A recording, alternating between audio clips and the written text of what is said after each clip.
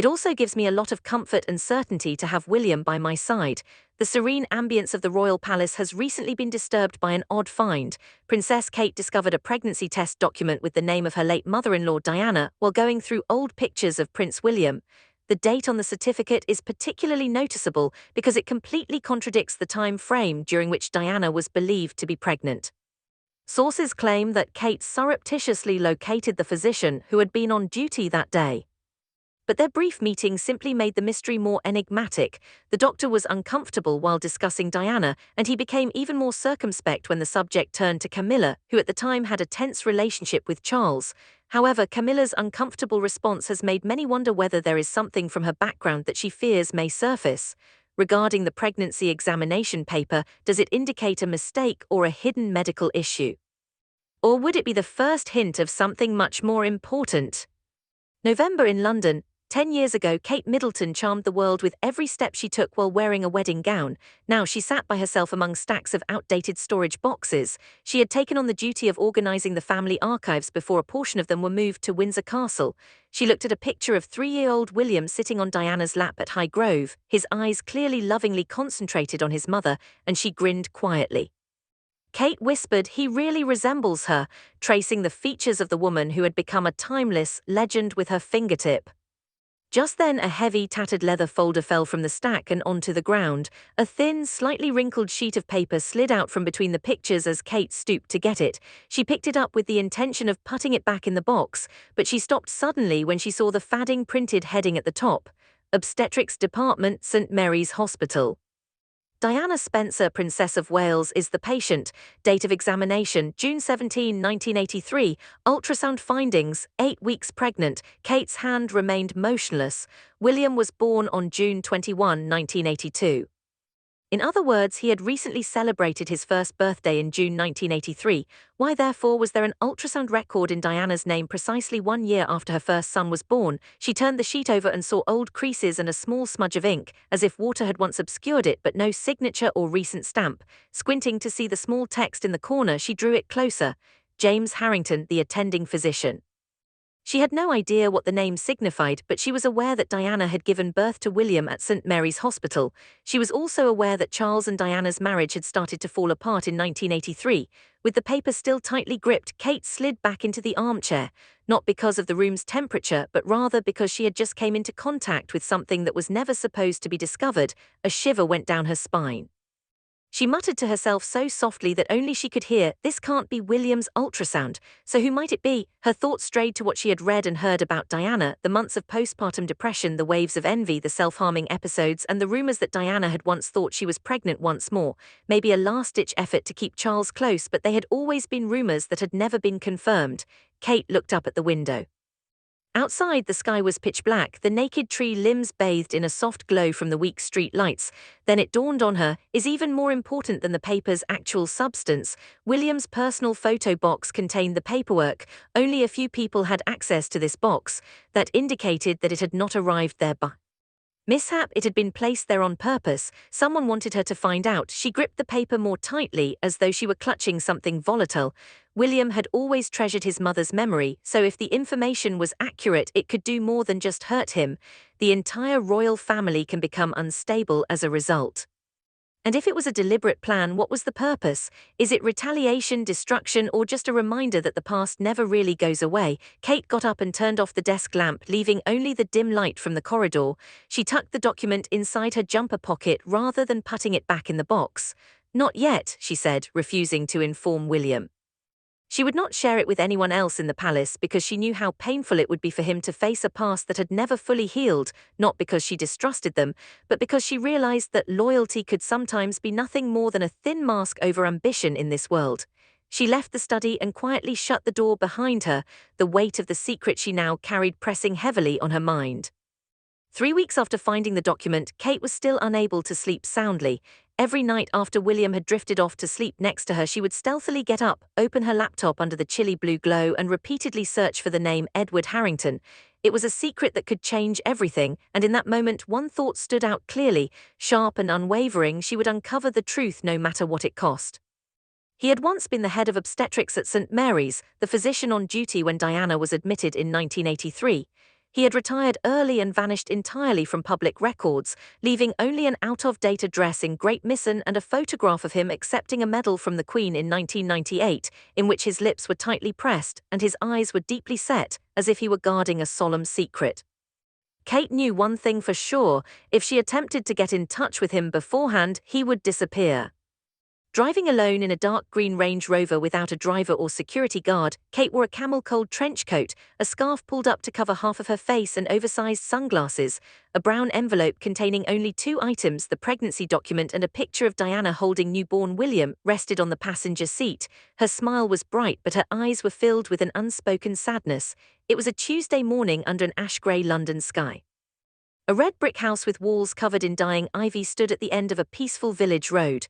Kate parked about 50 meters from the gate, took a deep, almost painful breath and then moved forward, the sound of her heels crunching against the gravel echoing in the silence like the ticking of a countdown.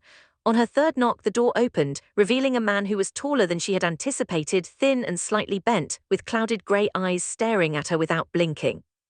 He appeared to have been waiting for this moment for a long time, but there was no indication of surprise, just a profound, old weariness. "Princess of Wales," he replied, his voice raspy from years of stillness and smoking. "I knew someone would come eventually." Kate didn't grin back. "I only need 15 minutes, Mr.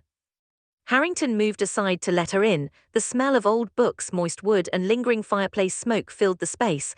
There were just two armchairs facing each other by a softly flickering fire, no television and no family photos. Kate took a seat and put the envelope on the aged oak table between them. Harrington did not reach out to touch it. "I think you recall June 17, 1983, Kate said in a cool but determined tone. The elderly guy gazed into the flames for a considerable amount of time before saying, "I'm not asking you to violate medical ethics. I only want to understand what Diana truly experienced." His face was covered in shifting shadows due to the flickering flames. "I'm not allowed to talk about specifics. Even after the patient has passed away for 28 years, medical secrecy is still in effect." There was a long period of stillness between them. The faint crackling of the fire seemed like a clock's losing beat. Kate nudged the packet toward him. "Among William's possessions, I discovered this. Are you able to identify it?" With a hint of caution in his eyes, Harrington's eyes quickly darted to the paper before returning to her. "I have no knowledge of it, and I am not permitted to share patient data without the appropriate authorization." Kate leaned forward a little. "What can you tell me then?" Harrington's knuckles went white as his fists gripped the armrests more tightly. He parted his lips as though to say something, then paused as if the words were stuck in his throat. When he finally spoke that day, it was hardly audible above a whisper, so Kate had to pay close attention to every word. The princess and her maid were not the only people in the hallway. At the same time, there was another person in obstetrics. Kate's heart began to race. Who was it? The elderly guy raised his head, memories suddenly shining in his clouded eyes. A female. She had on dark glasses and a hat with a big brim. "I can't say for sure, but she looked like Mrs. Camilla." Kate's face began to lose its color. "Camilla," Harrington said, his voice becoming weaker. "They happened to cross paths." The princess appeared to be in great distress. "All I'm telling you is what I saw. Others are left to conjecture about what came next."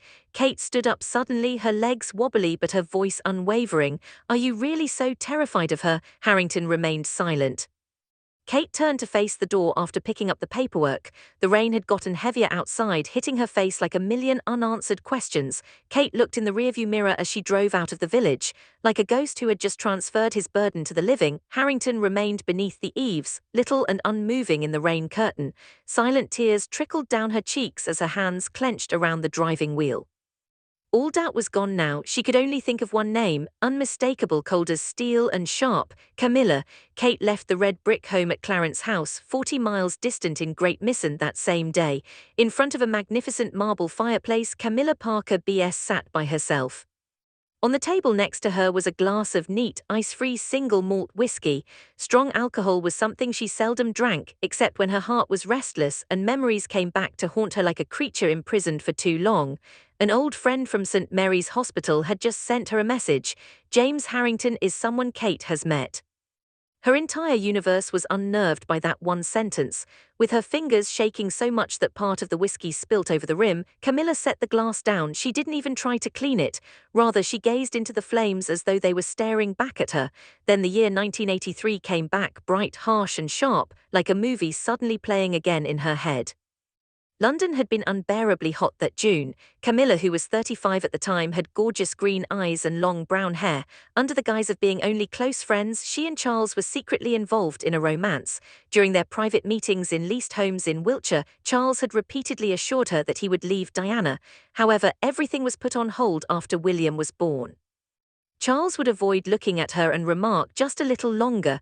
Camilla had visited St. Mary's Hospital that day for a standard examination. She selected a top-floor private clinic where nobody would anticipate seeing the prince's lover. She had on dark shades, a wide-brimmed hat and a floral outfit. She was afraid of being recognized because rumors about her relationship with Charles had been making headlines lately, much like an actress from a 1960s movie attempting to elude paparazzi. Then she noticed Diana as she left the examining room. After having birth, Diana's hair was cut short and she appeared weak. She was dressed in a light blue hospital gown, her arms encircling her stomach as though it was something valuable. Her lips quivered and her eyes were ringed in red. In a harsh white hallway with a disinfectant odor, the two women stood less than 3 meters apart. That morning, Diana had left the house unguarded, saying she wanted to go sightseeing. After fainting on the street, she was taken to the hospital by onlookers. With eerie precision, Camilla recalled every second. Diana knew who she was right away. Her blue eyes grew wide, then blazed with rage. "You," Diana whispered in a sobbing, raw voice. Camilla smiled mischievously and asked, "What are you doing here?" Without responding, Diana yelled, "Give me back my husband," and seized Camilla by the collar. "You've led me to this, you snatched him." "Are you satisfied now?" Camilla said, feeling her face heat up. "Maybe you should hold yourself responsible for your inability to retain your spouse. What does Charles want from someone who is always so stiff and formal? He's sick of you. I make him feel cherished, which is why he chose me." Then she gave her a single shove. However, it was sufficient. Already weak and worn out, Diana stumbled and fell backward. There was a hollow, dull sound as her head hit the floor. Camilla stood motionless. With blood starting to trickle from the back of her skull, Diana lay still. Dr. Harrington was running in, nurses were screaming, and there were rapid footsteps. Camilla's vision was clouded. She didn't even pause to see how Diana was doing before turning and running away. The doctor received a big envelope the next day via a middleman. There was cash and a short letter inside. "The princess was only little tired. I was not present." The incident disappeared from history in an instant. Camilla had never actually gone to the hospital. Diana was someone she had never met. Every trace was removed. Camilla abruptly got up from her chair and returned to the present. A dark smear of blood spilt across the Persian rug when the whiskey glass totally overturned. She started moving quickly and frantically as she paced the room. She recoiled as though she had heard a gunshot when her phone buzzed on the table. There was a message from an unidentified number. She might already be aware of it. Camilla's knuckles whitened as she held the phone firmly. The picture of Diana lying on the ground still came back to her. She could still hear the terrible impact in her ears. She was now the queen consort. She possessed everything. But in that instant she understood that she had never really had anything at all, just the appearance of stability, like living atop a volcano that had been quiet for far too long. Kate got a handwritten note 10 days after her trip to Great Misston. It arrived as a single sheet folded into quarters that was discreetly pushed through the exclusive apartment's postal slot, without a royal envelope or even a stamp. Kensington. The handwriting was obviously that of an aged person and it was wobbly. "Come alone if your highness wants to know the whole truth. 11 a.m. on Thursday. The M17 lavender garments. Margaret Thompson, come by yourself." Kate repeatedly read those lines. Decades ago, the only employee in that hallway was Margaret Thompson, the same name Dr. Harrington had mentioned in passing. It appeared that Camilla had bought her quiet for 40 years. Kate set out on Thursday in the pouring rain. To avoid being recognized, she drove an ancient Audi that she borrowed from a royal employee while donning a baseball helmet and a dark raincoat. Cudden was a peaceful, elderly neighborhood in South London. Its rows of Watermira homes are now tattered and muted. Lavender Close, number 17, was located at the very end of a little cul-de-sac. Its drapes were firmly closed, and its green-painted door was damaged and flagging. Kate gave 3 soft knocks. Before the door fully opened, a pair of cloudy eyes peered out of it. Kate was surprised by Mrs. Margaret Thompson's diminutive stature as she hardly reached her shoulder. She wore a basic grey turtleneck sweater and had her white hair tied up neatly. Her eyes were piercing, as if she had seen too much and was no longer afraid of anything, yet her face was deeply lined. "Please come in, Your Highness," she said in a firm yet gruff voice. The house was dark and smelt somewhat of smoke and old tea. "I've waited 20 years for someone brave enough to walk into this house for Diana." There was only a solitary 1987 portrait of Diana, with her famous melancholy smile hanging in the living room's corner, and no royal mementos or souvenirs. A white candle that was almost burnt out lay beneath it. After taking off her raincoat, Kate took a seat in the only armchair. With her fists clenched together as though in prayer, Mrs. Margaret sat down across from her. "I witnessed everything and she started right away. June 17, 1983. In order to get the princess to the ultrasound room, I had to push the wheelchair. I felt so sorry for her as she sobbed the whole time, clutching her tummy and whispering, 'If there's another child, he'll stay.' Even though she was only 23, she appeared to be near death." She stopped and took a deep breath. Then Camilla showed up. Despite the cap and sunglasses, I knew who she was right away, and so did the princess. Leaping like a wounded animal, she leaped off the wheelchair. Before the shouting started, I was unable to stop her. Camilla screamed as Diana grabbed her by the collar. She gave her a strong shove. The princess's head hit the ground as she slumped backward. Blood started to flow. Margaret's voice faltered as tears streamed down her cheeks, but she did not try to wipe them away. I yelled for the physician. I will never forget the one look Camilla gave me. She then took off running. That very evening, someone came to my door in Kensington, where I still lived in staff quarters. They brought a note and a hefty envelope. "Ignore today's events or your daughter won't be able to attend school." At the time, my daughter was just 10 years old. Mrs. Margaret took out a tiny wooden box from a drawer, a yellowed slip of paper that said, "Silence is golden," and a stack of ancient banknotes that were still linked together were inside. Kate felt her heart constrict terribly. "You were the one who put the pregnancy document in William's possessions then." "The child was real," Mrs. Margaret gave a headshake. "I was admitted at 4 in the afternoon," she replied in a heavy, deep voice. "She had a terrible illness, extreme fatigue and a reduction in blood pressure. She had fainted at High Rove. According to the doctor, the princess displayed pregnancy-like symptoms. However, she stopped and took a deep breath after the ultrasound was over. It was discovered to be pseudocyesis. Women who are under a lot of emotional stress may experience it. I was really sorry for her." Tears streamed down Kate's face as she froze. For a bit she said nothing while Margaret went on. "For 40 years I have carried this load. I'm becoming older. My child has grown up. I don't want to pass away still feeling guilty over betraying Diana. I requested a former St. Mary's employee who I knew in the printing industry to precisely replicate the document. I then asked my daughter, who is still employed by the Palace Archives, to put it in Prince William's picture box. I was certain that Your Highness would ultimately discover it." She extended her arm and took Kate's hand.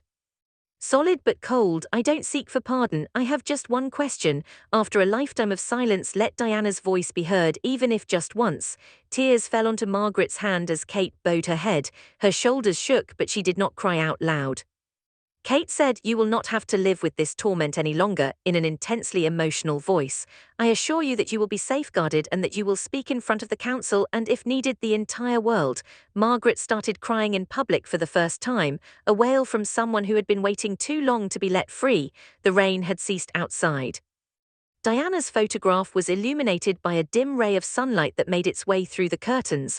Kate thought Diana was grinning at that precise time. It was a faint smile of release, as though she had been set free at last, rather than the typical melancholy one. At 3 in the morning she went to Clarence's house. The Camilla was having trouble falling asleep. She turned on the bedroom lamp, its soft yellow glow illuminating her naked, makeup-free face. She noticed an elderly woman in the mirror, trembling lips and sunken eyes. She had learned another disturbing piece of information that week. Kate had come to Cudden. Everything had been disclosed by Margaret Thompson. Picking up her phone, Camilla flipped through her contacts as though she were looking through a book of hidden secrets. She called the first number, a former Home Office advisor who still owed her a favor from Charles's time as prince. Her tone was calm and chilly. Within 48 hours, Dr. James Harrington made arrangements for him to depart the nation. Italy, Spain, wherever, let's say it's for medical reasons, his name is not something I want to hear again. From the other end came a succinct response, I understand, ma'am. Even shorter was the second call. For 40 years, Camilla had saved Margaret Thompson's number in her emergency contacts. The call was picked up right away. Margaret's voice was harsh but uncompromising. The Queen Consort still remembers an old servant at this late hour. Camilla wasted no time. She spoke in a tone that was as sharp as a knife. You are aware of my abilities, Margaret. Your granddaughter attends a boarding school in London while your daughter continues to work at Kensington. I could make it all vanish with only one word. Do you want that? There was no sound. 3 seconds exactly. Margaret then let out a fearless, dry laugh. For all these years I have remained silent. What else is there to be afraid of? The call came to an end. Camilla thought she had taken care of everything. She was unaware that Margaret and Kate were already collaborating. They were both in complete safety at Kate's private home at that precise moment. Camilla got a call the following morning from an unidentified number. Camilla, it's too late. I recorded this conversation and told the Princess of Wales everything. Camilla's face began to lose blood. She leaped from her chair and gripped the phone so tightly that the case cracked. Recorded, how dare you? Yes, Margaret said in a cool, almost serious tone. I've already sent the princess every word you said. And if anything happens to me, my daughter, or my granddaughter, the recording will be on every front page. You've lost. Camilla screamed as she threw the phone against the wall and hurried out of the bedroom, running barefoot down Clarence House's corridors, her footsteps muffled by the thick Persian rugs, until she burst into Charles's study. Camilla collapsed into a big leather chair, clutching her head. She had planned every move. Her personal lawyer had already prepared a denial. However, he was nowhere to be found. He had withdrawn to Highgrove, distancing himself ever since the first rumors of scandal started. Camilla turned on her computer and opened a hidden inbox that only she and one trusted assistant knew about. Princess Diana fainted due to illness. No one pushed her. It's all a misunderstanding from an elderly witness. However, there was one factor she had overlooked. Kate never gives up.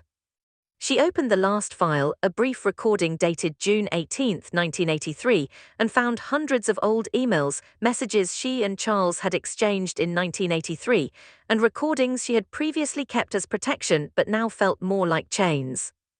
Make sure no one talks. Use money fear, whatever it takes. I don't want to hear Diana's name again, her younger voice played back, cold and unyielding, speaking to an intermediary. Camilla sobbed as she listened to her own voice, not out of regret but rather because she realized that she had already lost long ago, even if no one had told her until now. Kate listened to the recording Margaret had sent via an encrypted app while she was in the Kensington flat across London. All of Camilla's threats were evident, pointed, and indisputable. After turning it off, Kate looked out the window. Dawn was completely here. She picked up her phone and dialed the King's private secretary, who was now working for King Charles III but was primarily devoted to the Royal Council. Call an urgent meeting of the Royal Council, Kate. Stated firmly, this relates to Princess Diana's private affairs. I have unquestionable proof. The council chamber at Buckingham Palace felt colder than ever the next morning. With a sharp, hollow click that sounds like the sealing of a long-forgotten coffin, the tall, two-story oak doors close. Inside, a 10-meter oval table was surrounded by 14 members of the Royal Council. Dukes, the Archbishop of Canterbury, Marquess, and the King's personal secretary. The King's chair was empty at the head of the table. Officially, he had excused himself. Nobody dared to ask why. Kate came in by herself. She donned a black turtleneck and black pants instead of a ceremonial gown or beautiful tiara. Instead of being ready to deliver a moment that would go down in history, she appeared more like someone attending a funeral than a royal figure. A thin grey document was placed in front of each council member. It had a straightforward title, The St. Mary's Hospital Incident on June 17, 1983. Kate did not sit down, rather she stood behind Charles's empty chair with her hands on its back and her eyes straight ahead. Ladies and gentlemen, she said in a steady voice that was strong enough to demand total stillness without being raised. I stand before you now as the protector of Diana's legacy, not as the Princess of Wales, and I bring with me a reality that this family has been hiding for 42 years. She hit a remote control, and a big screen came down from the ceiling, filling the room with a tape of Camilla threatening Margaret Thompson, each syllable piercing the quiet. One word from me and everything disappears. Is that what you want? A signed and notarized statement from Dr. James Harrington, Kate said. No one moved, no one spoke, and the only sound was the heavy breathing of those who had spent their lives protecting the dignity of the Crown. Margaret Thompson's notarized and signed statement. Margaret's handwritten justification for creating the fake pregnancy document was included with a copy of the document, and lastly the 1983 recording, Camilla's voice giving a middleman instructions, ensure that nobody speaks, make use of all available resources. There was an oppressive silence in the room when the last audio stopped. The first to speak in a strained voice was the Duke of York. This is an intentional attack. It is a crime that can be prosecuted. The Canterbury Archbishop gave a somber nod, and the 40 years of truth concealing. Kate looked around the space. Something powerful and unshakable had taken the place of the tears in her eyes. Princess Diana didn't say anything because she was ashamed, afraid that no one would believe her and afraid of hurting William and Harry. Until the very end, she carried that pain with her. I'm not here to exact revenge today. I'm here to help a mother who lost everything regain her dignity. She set a picture down on the table. Diana in 1987, her eyes full of silent grief as she hugged her two sons. Silent, weighty, and seemingly forever, a full minute went by. The Duke of Norfolk, the council's chairman, then gently stood up. A man who has seen 3 reigns at the age of 87, his voice was shaky but unwavering. Queen Consort Camilla is permanently barred from doing any public obligations as of right now. Next week, a confidential session will be held to discuss her titles, privileges, and council membership. She is not allowed to attend any royal events. Buckingham Palace issued a formal statement 3 days later. Just 3 short lines. Queen Consort Camilla has asked to step away from all public obligations for the time being due to health concerns. The monarch has given his approval. The message was clear to those in the monarchy's inner circle, but the press was never given the whole tale. It was the end of an era. Kate and William sat by the fire at Anmer Hall that night. He didn't ask any questions. Mother would be proud of you, he said softly after holding her for a considerable amount of time. For the first time in 2 months, Kate let herself cry as she stared into the flames. Not out of sadness, but after being released. Camilla, meantime, sat by herself in the dimly lit drawing room at Clarence's residence. No fire, no lights, and no alcohol. As the first snow of London's winter started to fall in gentle white flakes, she gazed out the window. She was aware that she wouldn't make it to another spring. Let us know what you think in the comments area. For more, don't forget to subscribe, like, and share. Click the following video that appears on your screen as well. It could be fun for you.